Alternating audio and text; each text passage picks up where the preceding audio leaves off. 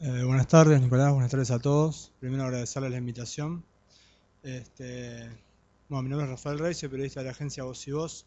Primero contarles un poco lo que hacemos, que es monitorear los medios de prensa, o mejor dicho, cómo los medios de prensa abordan el tema de la niñez y de la adolescencia, a nivel general. Dado toda esta iniciativa política, con el tema de la baja de la edad de imputabilidad, que no está, yo prefiero decir que quieren juzgar a los adolescentes como adultos, no es bajar la edad de imputabilidad. Nuestro informe este último semestre se enfocó precisamente en ese tema, en la comisión parlamentaria, en la recolección de firmas, e incluso en cómo la prensa abordó esos delitos. Entonces Luis recién decía que nos toca bailar con la más fea. Claro, si nosotros tenemos que la cantidad de noticias sobre ese tema aumentó un 500% en los últimos años, más allá de si los delitos fueron 5% o 6%, claro, estamos bailando con la más fea. Entonces es muy fácil que la gente, por ejemplo, que haya un 60 o 70%, no recuerdo la cifra, de gente que estaría a favor. El rol de los medios de comunicación, en este caso de la prensa, es fundamental para generar esa estigmatización y para generar también esa sensación de inseguridad. 500% en unos 4 años, digamos. Uno de los problemas principales de cómo la prensa aborda el tema de la niñez y adolescencia, o cómo abordó este tema en estos últimos 6 meses al menos, fue como una mirada focal, coyuntural, donde no hay lugar para analizar de dónde vienen esos adolescentes que cometen delitos, qué nivel educativo tienen, si tienen acceso o no a la salud.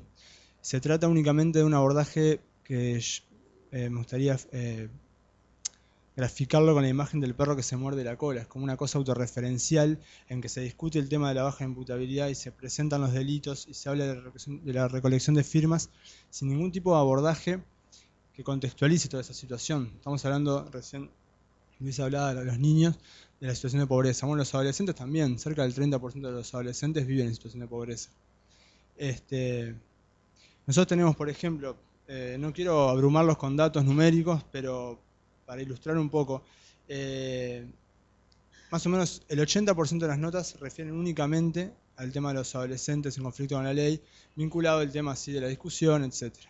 Solamente el 6% hace referencia quizás a ese origen, a la educación, o a la salud, o a la pobreza.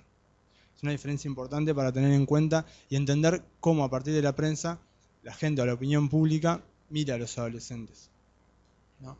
En este informe que acabamos de presentar decíamos que en los temas elegidos para relatar en los encuadres expuestos en la prensa se visibiliza solo una parte del fenómeno de la violencia en la sociedad, el suceso emergente, el hecho extraordinario, quedando en lo oscuro los profundos entramados que la causan, que la reproducen y perpetúan. Claro, los adolescentes también están en una situación de pobreza importante, pero también son los más violentados. Aunque se los quiera poner como los monstruos o como el gran enemigo de la sociedad, son generalmente los más violentados. Otro de los asuntos que analizamos en la agencia, en el informe, es cómo pasó la crónica roja de cómo este asunto de los adolescentes pasó la crónica roja de la sección política. Yo recién hablaba de cómo se politizó el tema. Básicamente se le dio un tinte político también desde el lado de la prensa y se le corrió de lo que podría ser, nosotros analizamos lo que es la sección de sociedad, donde sí se contextualiza el tema, donde sí se agregan esos abordajes que ayudan a entender un poco más la problemática. No, se llevó para el lado político. Se buscó la voz del legislador, se buscó la voz de estas personas que están promoviendo la baja imputabilidad.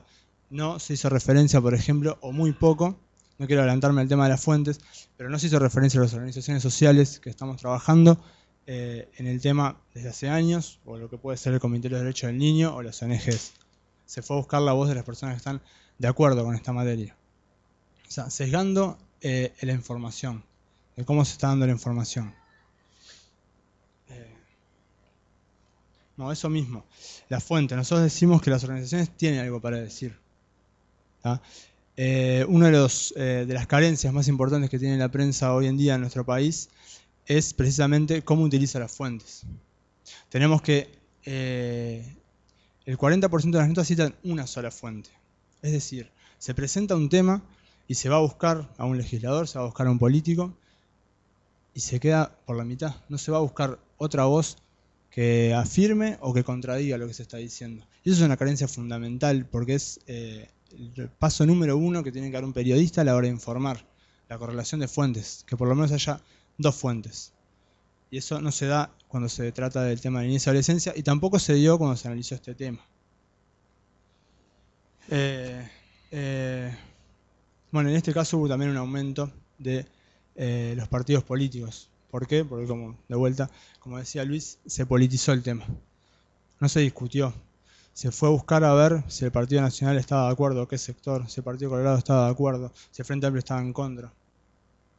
No hubo, bueno, ni que hablar de los adolescentes, no hubo nunca tratar de una mirada que pudiera presentar el tema realmente desde un punto de vista comprensivo, donde se pudiera entender de parte de la opinión pública. Entonces después tenemos que hay un 70% de la población que, claro, que dice estar de acuerdo en bajar la imputabilidad. ¿Por qué? Porque está bombardeada con ese tema de seguridad, con ese tema de inseguridad. O con los menores. A mí me gustaría saber si a alguien se le ocurrió decir, por ejemplo, yo ponía el ejemplo cuando estaba jugando a la Sub-17. Si alguien decía a los menores de la Sub-17, no, eran botijas, eran pibes, eran gurises. Nadie dijo, los menores de la Sub-17 lograron el segundo puesto. No. Hoy los chiquilines hablan de estigmatización, y vaya si eso es estigmatizante. Menores, menores, menores, menores. En un programa de televisión iba una reportera y preguntaba, ¿qué opina usted de la situación de los menores? Y la gente automáticamente iba para el lado de la delincuencia. Y eso es algo que se está construyendo y ha construido la prensa y ha llevado la palabra menor a un grado de estigmatización importante, en el que uno asocia directamente menor con delincuencia. Y si encima, como mencionaba al principio, tenemos que las notas referidas a los adolescentes que participan en delitos aumentan un 500%, no 10, no 20, no 50, 500% es muchísimo. Bueno, ahí estamos, sí, bailando con la más fea. Estamos con todo no quiero decir un aparato, no estoy a favor de las teorías conspirativas, pero estamos hablando de que uno abre los diarios y parece que está en Kosovo, o en cualquier otro lugar, no en Montevideo.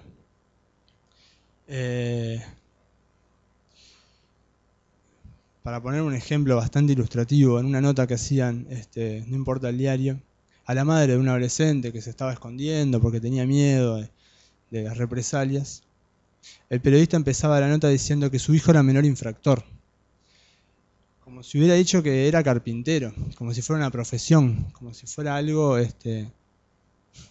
lo que se estaba dedicando o a lo que estudió o se estaba formando para. Bueno, eso creo que es un ejemplo bastante elocuente de cómo la prensa ha venido construyendo precisamente a ese monstruo, a ese menor, que lleva a que lo único que podamos relacionarlo es con la delincuencia. No quiero extenderme mucho más.